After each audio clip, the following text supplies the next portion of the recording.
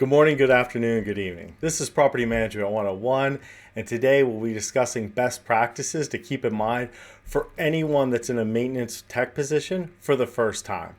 If you've already done so, please watch my disclosure video as well as my why I do this video.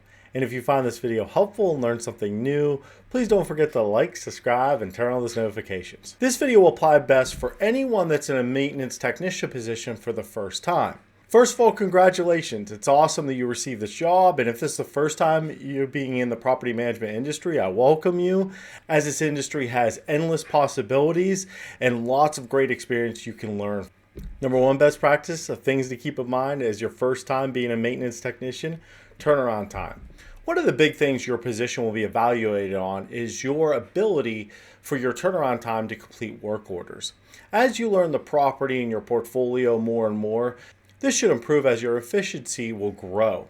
This will be a common thing to be reviewed most likely during your performance reviews as well. Anything you can do to decrease the turnaround time and increase the speed in which you complete work orders is something I'd really focus on early on as part of your job, because this will be something that is constantly evaluated with this role. Number two best practice to keep in mind: learn your management system. As a maintenance tech, you may or may not be required to learn the management system that is used to track work orders. If you are required to enter notes in the property management system, then understanding the system will be very important so you can quickly enter your notes and change the status of the work order and get back to work.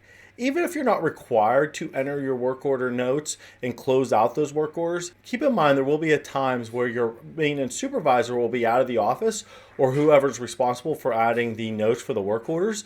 And this is a good opportunity for you to step in, enter the notes, and decrease your turnaround time, as these work orders won't be sitting there waiting until that person's back in the office. So this keeps your work order turnaround time low, which is a good thing. And the last best practice to keep in mind: learn the strategy of the asset or portfolio. If you have higher career goals and you want to advance in the industry, then maintenance supervisor ultimately may be a role you may be interested in. Understanding the asset strategy and ensuring within your role you're following that strategy of the asset will be a great aspect to understand. Even if you're unsure if you want to advance or not in this industry, understanding the asset strategy will only help you understand why certain decisions were made at times. I wish you the best of luck in your new role. If you do have any questions about this, feel free to comment below. I'll be happy to address them for you.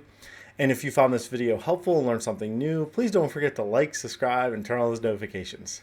Happy leasing.